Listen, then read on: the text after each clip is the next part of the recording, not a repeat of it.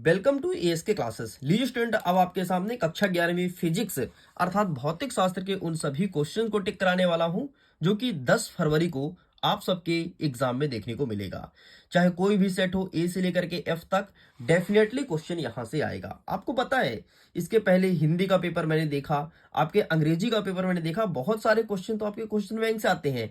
And बच्चे question bank को नहीं पढ़ते हैं क्योंकि इस वर्ष 2025 का क्वेश्चन बैंक बोर्ड जारी तो किया है, लेकिन आधा ही जारी किया, उसने पूरा जारी नहीं कर पाया। उम्मीद है कि 26 तक में पूरा जारी करे। तो हमें इसके लिए क्या करना है, हमें इसके लिए पुराने क्वेश्चन बैंक से पढ़ना है, क्योंकि जो नए क्वेश्चन बैंक है और जो पुराना क्वेश्चन बैंक है बहुत हद तक 95% लगभग सेम है। 5% अप एंड डाउन किया गया है और वो हर साल देखने को मिलता है। तो चलो भाई, देख लेते हैं हमारे फिजिक्स में किस प्रकार से क्वेश्चंस रखे जाएंगे हमारे एग्जाम में। लेकिन उसके पहले हम बात करेंगे अपने ब्लूप्रिंट का। आप ब्लूप्रिंट देख लो, यहाँ पर सब कुछ दिया गया है। यहाँ पर इकाई दिया गया है एंड इसके बाद लिखा है वस्तुनिष्ठ प्रश्न, 2 अंक की, 3 अंक की, 4 अंक की, 5 अंक की। अब देखो, इस ब्लूप्रिंट के अकॉर्डिंग ही बोर्ड एग्जाम में आता है, लेकिन बोर्ड एग्जाम का कहना है ये है कि अब हम ब्लूप्रिंट जारी नहीं करते हैं, अब हम केवल मार्किंग स्कीम देते हैं। भाई इस पार्ट से इतने नंबर के क्वेश्चन आएंगे, लेकिन हम ब्लूप्रिंट भी ध्यान नहीं देंगे। ठीक है, हम सीधे अपने क्वेश्चंस को देखेंगे कौन कौन से क्वेश्चंस देखने को मिलेगा। तो सबसे पहले बात करेंगे, वैसे तो यहाँ पर अध्याय 2 लिखा है, लेकिन ये अध्याय 1 है। ठीक है, मात्रक एवं मापन। आइए देखते हैं कौन कौन से क्वेश्चन आएगा। सबसे पहले यहाँ पर जितने भी मूल राशियां हैं ना, वो आप अच्छे से याद कर लेना। मूल राशियों से क्वेश्चन हर साल आता है एंड इस बार भी देखने को मिलेगा। अगर मैं पिछले साल की बात करूं तो पिछले साल क्या प्रश्न पूछा था कि यसाई पद्धति की 7 मूल राशियों का नाम, उसका मात्रक व संकेत बताइए। और ये प्रश्न पूछा था आपके 2 नंबर के हिसाब से। कभी कभी ऐसे क्वेश्चंस भी आता है कि जैसे लंबाई का मूल मात्रक क्या होगा, द्रव्यमान का क्या होगा, समय का क्या होगा और ताप का। मतलब यहां से प्रश्न देखने को मिलता है। तो 100% आपको प्रिपेयर करना है। एंड देखना, जब मैं प्रश्न पत्र प्रोवाइड कराऊंगा तो उसमें भी इससे संबंधित इर्द गिर्द क्वेश्चन देखने को मिलेगा। चलो आगे बढ़ते हैं। नेक्स्ट हमारा प्रश्न कहता है, प्रश्न क्रमांक 3, बीमीय विश्लेषण का उपयोग बताइए कि बीमीय विश्लेषण का उपयोग कहां होता है। ये क्वेश्चन देखने को मिलेगा, तो इसे भी अच्छे से प्रिपेयर करना है। आंसर यहां पर दिया गया है। चलो आगे बढ़ते हैं। नेक्स्ट, अब कुछ आपके एग्जाम में समीकरण भी देखने को मिलता है। तो यहां पर एक समीकरण दिया है कि टी का मान 2 दिया है, 2 पाई अंडर रूट एल बटे जी। इसकी शुद्धता की जांच करना है, जहां टी सरल लोलक का आवर्तकाल है और आई जो है वो लंबाई है और जी गुरुत्वीय त्वरण है। तो बस इस सूत्र में रखो और आंसर को निकालना है आपको। बीमीय सूत्र अच्छे से प्रिपेयर कर लेना, बाकी यहां से कुछ नहीं पूछेगा। अब हम आगे बढ़ते हैं। नेक्स्ट, मूल मात्रक क्या है और व्युत्पन्न मात्रक क्या है, इसमें अंतर आपको बताना है। ठीक है, तो अंतर इस प्रकार से आप लिखोगे, यहां पर लिखा गया है 3। ठीक, तो ऐसे ही आपको लिख करके चले आना है। चलो, पहले ऐसे ही पूछता था कि इसकी शुद्धता की याद करो, लेकिन अब नए पैटर्न के आधार पर ये क्वेश्चंस नहीं आते हैं। तो बस आपको चैप्टर 1 से इतना ही करना था। नेक्स्ट आ गया अध्याय 2 जिसे कहेंगे, या फिर यहाँ पर 3 लिखा है। ठीक है, सरल रेखा में गति। आइए देखते हैं यहां से कौन कौन से क्वेश्चंस बनेगा। तो देखो, सबसे पहले आपको डिफाइन करने के लिए पूछेगा कि एक समान गति क्या होता है या फिर परिवर्तित त्वरण को परिभाषित करो। वैसे ज्यादातर एक समान आता है, तो केवल आपको एक समान पढ़ना है, बाकी कुछ मत पढ़ो, छोड़ दो। ठीक है, छोड़ दो, कोई दिक्कत नहीं। आगे बढ़ते हैं, यहां से भी छोड़ दो, कोई दिक्कत नहीं। नेक्स्ट आपको आगे बढ़ना है, यहां से भी कोई दिक्कत नहीं, यहां से भी सारे क्वेश्चन छोड़ दो क्योंकि बड़े वाले क्वेश्चन है, यहां से नहीं पूछेगा। ठीक, यहां से इस चैप्टर से क्वेश्चन नहीं आ रहा है, इस चीज को ध्यान रखना। चलो हम आगे आ गए हैं, अध्याय 4 समतल में गति। अब बोलोगे सर क्या एक ही प्रश्न पढ़ना है? अरे इस बुक से नहीं आ रहा भाई, बाकी जो किस बुक से आ रहा है वो ही मैं बता दूंगा। इस बुक से जितने क्वेश्चन आ रहे हैं वो मैं टिक करा रहा हूं बस। ठीक है, चलो आगे बढ़ते हैं। हमारा नेक्स्ट कहता है अध्याय नंबर 4 समतल में गति। आइए देखते हैं समतल में गति किस प्रकार से होता है। सबसे पहले आपको याद करना है कि द्विविमीय गति, जिसे तुम 2D भी कहते हो, इसके 3 एग्जाम्पल देना है। तो इसे अच्छे से याद कर लीजिएगा, आपके एग्जाम में देखने को मिलेगा। बाकी आगे बढ़ते हैं। नेक्स्ट जो कि एमपी बोर्ड का पसंदीदा प्रश्न 2 नंबर का हर साल पूछता है, वो है सदिश योग संबंधी त्रिभुज का नियम लिखो। इसे अच्छे से प्रिपेयर कर लेना। ये सारे क्वेश्चन आपको आपके एग्जाम में देखने को मिलेगा, लेकिन इतना बड़ा नहीं लिखना है। अगर इससे छोटा आंसर आपके पास अवेलेबल है, आप वो प्रिपेयर करना, मतलब क्वेश्चन यही रहेगा।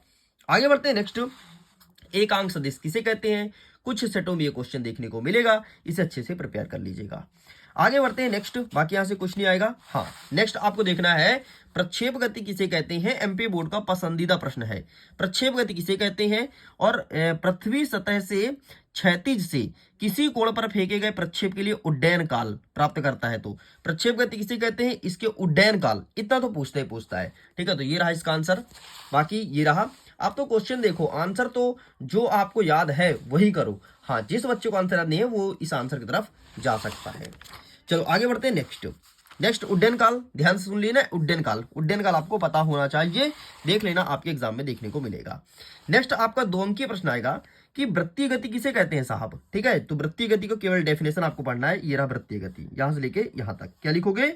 जब कोई कण किसी वस्तु या किसी अक्ष अथवा किसी निश्चित बिंदु के चारों ओर एक वृत्ताकार मार्ग में गति करता है, उसे कहते हैं वृत्तीय गति। अरे सिंपल सर, जैसे ये कोई अक्ष हो गया, ठीक है, समझो। अब इस अक्ष के चारों तरफ कोई गोलाकार मार्ग में घूमे तो ये ना वृत्तीय गति कहलाएगी, क्योंकि गोला गोला घूम रहा है। बस इतना लिखना है, साइड करते हैं। नेक्स्ट, बाकी यहां से कुछ नहीं आएगा, छोड़ दो।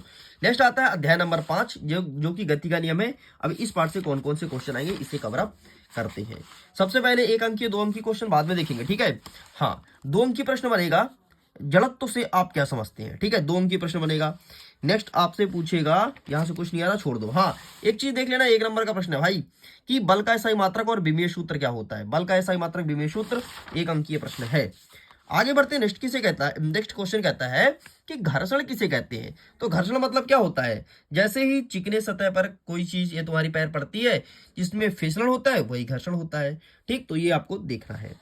नेक्स्ट हमारे एग्जाम में देखने को मिलेगा कि गतिज घर्षण के प्रकार बताओ, कि गतिज घर्षण कितने प्रकार के होते हैं। तो गतिज घर्षण आपका 2 प्रकार का होता है, एक होता है सर्फी, दूसरा होता है लोटनिक। सर्फी मतलब जो सर्फ की तरह घर्षण करता है उसे सर्फी कहते हैं, और लोटनिक मतलब जो लोटे की तरह लुढ़कता हो जाता है उसे लोटनिक कहते हैं। बाकी तुम पढ़े होगे, तुम्हें अच्छे से पता होगा। तो चलो, अब सबसे ज्यादा इंपॉर्टेंट क्वेश्चन जो कि आएगा 3 नंबर में। कितने नंबर में, 3 नंबर में। वो प्रश्न ये है कि घर्षण से होने वाले लाभ और हानि को बताओ। तो जब कभी ऐसे क्वेश्चन 3 नंबर में आए ना, तो आपको लाभ भी 3 लिखना है और हानि भी 3 लिखना है, इस चीज को ध्यान रखना। अगर लाभ बस पूछे तो लाभ बस 3 लिखोगे, अगर प्रश्न में हानि बस पूछे तो हानि बस 3 लिखोगे। और अगर ऐसा आ गया कि लाभ और हानि लिखो, तो ये मत करना कि 1 लाभ लिख दे 1 हानि, है ना, बोलोगे सर 2 तो हो गया, और 1 लाभ लिख दे 1 हानि, बोलोगे सर 3 हो गया। नहीं, 3 लाभ और 3 हानि लिखना, तभी जाकर के पूरा नंबर मिलेगा। आप देख सकते हो यहाँ पर लाभ और हानि सब कुछ अवेलेबल है। चलो आगे बढ़ते हैं, नेक्स्ट क्या कहता है। हाँ, घर्षण को कम करने तथा बढ़ाने के उपाय कौन कौन से हैं। घर्षण को कैसे आप कम कर सकते हो, बढ़ा सकते हैं, इसे अच्छे से प्रिपेयर कर लीजिएगा, पॉलिश करके, SNL का प्रयोग करके, उचित पदार्थ का चयन करके, ठीक है, धारा रेखीय आकृति के अनुप्रयोग से और बॉल बेयरिंग के उपयोग से ये तुम्हें लिखना है। चल भाई, बॉल बेयरिंग क्या है ये, अरे बेयरिंग देखे होगे यार, गाड़ी वाड़ी में लगता है। ठीक है, मैं तो देखा हूँ, चक्की वगैरह थी नाना जी घर में, तो जब रिपेयर हुआ करता था तो वो लोग मशीन बैरिंग वैरिंग खोला करते थे, तो फिर हम लेकर के बैरिंग को खेला करते थे, लुढ़काया करते थे ऐसे लोटनिक की तरह, है ना, लोटनिक घर्षण तुम पढ़े होगे। तो ऐसे तुम भी बैरिंग खेले होगे छोटे में, अगर तुमने देखा होगा तो। नहीं देखे होगे तो भाई कहीं जाना और जाओ बैरिंग मांगो और बैरिंग को लुढ़का के देखो, बहुत मजा आता है। लेकिन अब नहीं आएगा, बड़े बड़े हो गए हो ना। चलो नेक्स्ट कहता है कि संवेग संरक्षण का नियम क्या है। ठीक है, संवेग संरक्षण का नियम 100% पूछेगा तो इसे प्रिपेयर करना है, बाकी छोड़ दो, यहां से कोई भी क्वेश्चन नहीं आएगा। आगे बढ़ते हैं अध्याय नंबर 6। अध्याय नंबर 6 कहता है कार्य, ऊर्जा और शक्ति। आइए देखते हैं यहां से कौन कौन सा प्रश्न पूछेगा। सबसे पहले शक्ति को परिभाषित करना है, 1 नंबर का प्रश्न है। ठीक है, नेक्स्ट, अच्छा, संघट्ट का नाम सुने हो। हाँ, इसी चैप्टर से आता है संघट्ट। प्रत्यस्थ और अप्रत्यस्थ संघट्ट दोनों पढ़ना है। प्रत्यस्थ संघट्ट क्या होता है, वे संघट्ट जिसमें निकाय का संवेग और गतिज ऊर्जा दोनों संरक्षित रहता है उसे कहते हैं प्रत्यस्थ। और जिसमें क्या होता है, निकाय का संवेग तो संरक्षित रहता है किंतु गतिज ऊर्जा संरक्षित नहीं रहती, उसे कहते हैं अप्रत्यस्थ संघट्ट।